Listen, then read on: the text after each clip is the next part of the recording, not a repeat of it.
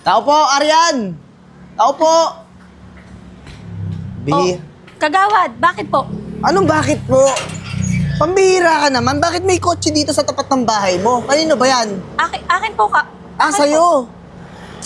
Kotse mo pala, nakapark dito sa tapat ng bahay mo. Opo, bakit po? Bawal po ba? May problema. Alam mo namang may party sa bahay ko ngayon. May mga bisita ko. Kailangan ng bisita ko ng parking. Bakit dyan mo pinark yung kotse mo sa harap ng bahay mo ngayon? Kagawad, matagal naman po ako nagpa-park dyan. Tsaka, party niyo po yun. Dapat po doon po kayo magpa-park sa tapat niyo, di ba? Ah, sumasagot ka pa talaga. Kagawad nga ako eh.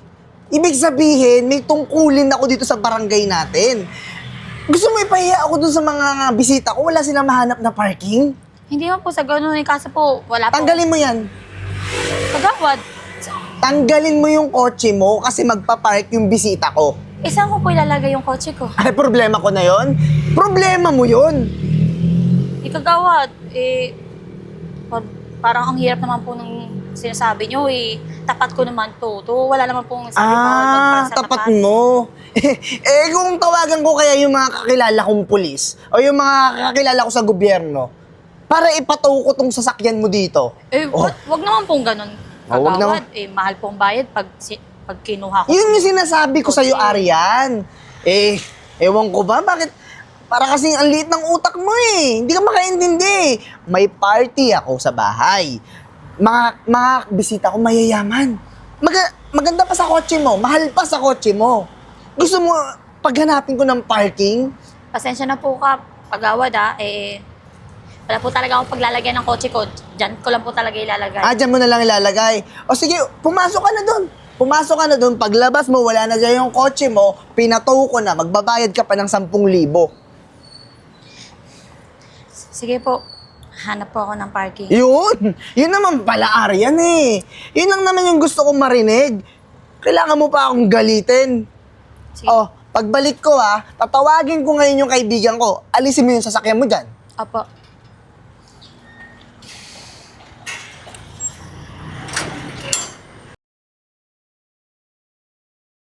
Kagawad, ha? Alam mo na, bantayan mo tong sasakyan ko. Alam mo naman, lagi akong nagbibigay sa'yo ng 1,000 kapag dito ako nagpa-park. Okay naman yung parking mo dyan. Walang problema. Baka pwedeng dagdagan mo kahit isa pang 1,000. Ay, kagawad naman. Masyado ka namang kupal. Napakakuripot. Sige, babala ka. Baka magasgasan yan. Ibabantayan ko pa naman yan. Hindi. Ito na. Basta bantayan mo, ayusin Siyempre, mo. walang problema. Basta, bayad ka lagi. Okay na okay mag-park dyan. Anytime, anywhere. Kabala sa buhay mo. Sabihin mo talaga ako sa'yo, kagawad. Siyempre naman. Kagawad, bakit naman po ganyan? Kanina po tong kotse. Akin? Bakit? Kagawad, nagpark ako dun sa plaza pa. Nag-tricycle pa ako pabalik dito para lang makauwi. Tapos magpapapark ka kung sino-sino lang? Anong problema mo doon? Anong problema mo doon? Nakita ko po kitang-kita ko, nagpapabayad pa kayo. Kagawad naman, kung bawal po magpark dito dapat po pantay-pantay. Bawal din dapat siya. Bawal din siya. Taka ka nga talaga, Arian, Di ka nag-iisip. Kasi premium na tao yan, ha? Kumbaga sa Spotify, may ads ka. Premium, walang i-skip. Maganda, matalino, tsaka mayaman to, ha? Kagawad, tapat ka po to Teka nga lang, bakit ka ba nangingialam sa mga diskarte ni kagawad? Tsaka tignan mo naman tong kotse ko. Napakaganda. Hybrid. Yung sa'yo siguro bulok na. Kaya ayaw ni kagawad makita dito. At saka, alam mo ba, si kagawad, lagi ko yung binibigyan ng malaking halagang pera para makapag-park ako dito. Tama. Kahit na yung subdivision ko. Kaya huwag ka na magreklamo. Tamang-tama siya. Ayun na nga po kayo na nagsabi. Puno na yung sa subdivision nyo. Subdivision po ba kayo at dito kayo nakarating para mag-park? Hoy. Dahan-dahan ka sa pagsasalita, Arian, ha? Huwag mong pagsasalita ng ganyan si Eden. Sinabi ko sa'yo, mayaman yan. Taga-gobyerno din yan, ha? Kagawad, baka siguro gusto niyang magawan ko ng problema. Ano sabi mo? Yung kotse mo nakapark dun sa malapit sa police station sa plaza? Sige. Opo. Papataw ko na lang. Kap naman, nagbabayad ako dun tapos sasabihin mo, papataw mo? Yun nga eh. Dapat wala tayong problema dito sa parking kahit sa tapat ng bahay mo. Napaka-ibang klase niyo naman po talaga, kagawad. Ano mo, sinasayang mo yung oras ko eh. Di ba, kagawad? Ikaw din, sinasayang niya yung oras mo. Kaya, pwede ba, umalis ka na lang sa harap namin? Alis na! Alis! Ibang klase. O, kagawad, basta ha, sabi ko sa'yo, bantay mo to. Ako nang bahala dyan. Sige na, ayos na yan. Sige. Magandang araw po, Kap. Pasensya po at sumadya ako ng sobrang aga. May ire-report lang po sana ako. Oh, ano ba yun? Sino ba yun? Anong sadya mo? Kilala niyo po ba si Kagawad Renz? Si Layog. Apo. Oo.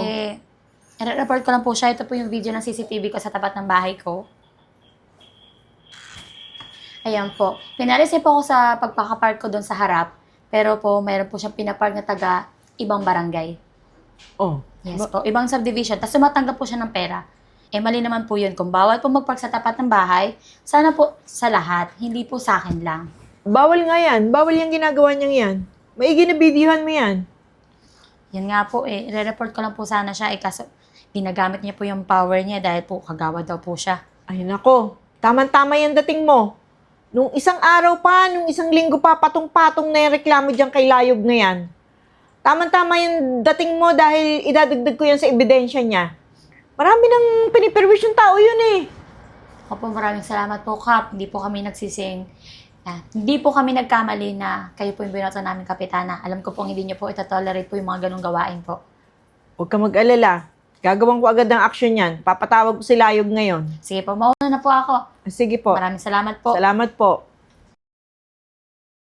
Kap! Pinatawag mo na naman ako. Ano na naman yan? Incentives? Excited na ako. Akin na. Bigyan mo na agad sa akin. Huwag mo na ako i-surprise, Kap. Uy, Kap! Kap! Bakit? Ano? Hindi ko kasi maintindihan kung anong incentive ibibigay ko sa'yo eh. Gusto ko ta i-surprise. Alam mo, Kap, kuwang-kuwa mo lagi yung kiliti ko. Sobrang natutuwa ako. Sige na. Oh, close eyes na ako. Mag-close eyes na ako. Sige, game. Oh. 1, 1,000? 2, 2,000? 3! 3 Oh, eto, incentive mo. Kap, ano to? Oh, ayan ang incentive mo. Di tingnan mo.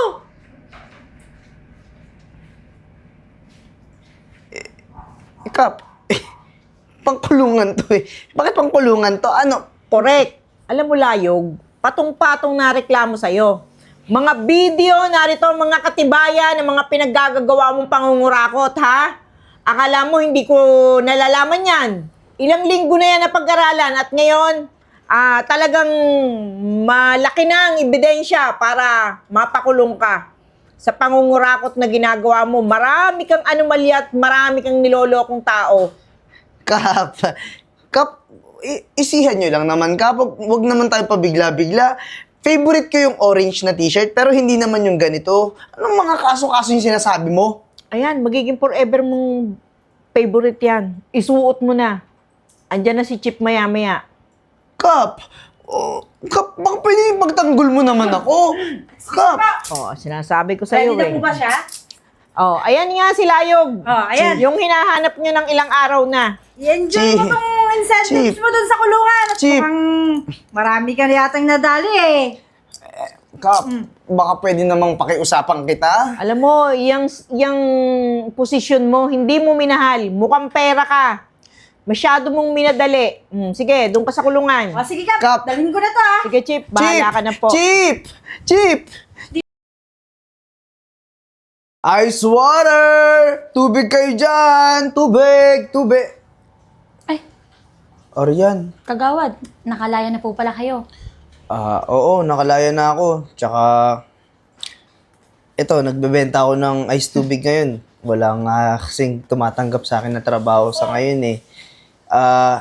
Arian, ito na rin yung pagkakataon ko para humingi ng pasensya, kapatawaran sa mga ginawa ko noon sa'yo. Hindi talaga tama na nanlalamang ka sa kapwa mo. Kaya ito, kinarma ako. Pero ito naman, hindi pa huli yung lahat para magbago. Nako, mabuti naman po. Maganda yung mga naririnig ko sa inyo. At mabuti na rin po, may natutunan kayo sa kulungan. Na-realize nyo na mali yung ginagawa nyo. Hindi lang sa akin, pati pa po sa mga ibang taong naagrabyado nyo. Alam mo, Arian, hanga ako sa'yo. Napakabuti ng puso mo kahit na sobrang sama nung ginawa ko sa'yo. Parang napatawad mo na ako agad. Ay nako, sino po ba naman ako? Tao lang naman ako Diyos nga, di ba, nagpapatawad. Tayo pa kaya. Kaya wala na po yun. Okay na po sa akin na nagbayad po kayo sa kulungan. Pinagbayaran niyo lahat ng mga kasalanan niyo. Nako, maganda yung araw ko ngayon kasi nakaroon ako ng tsansa na mapatawad ng mga tulad mo, tao na nakupal ko noon. O siya, mauna na ako ha. Mag-ingat ka din. Sige po, ingat po. Tubig! Tubig! Tubig!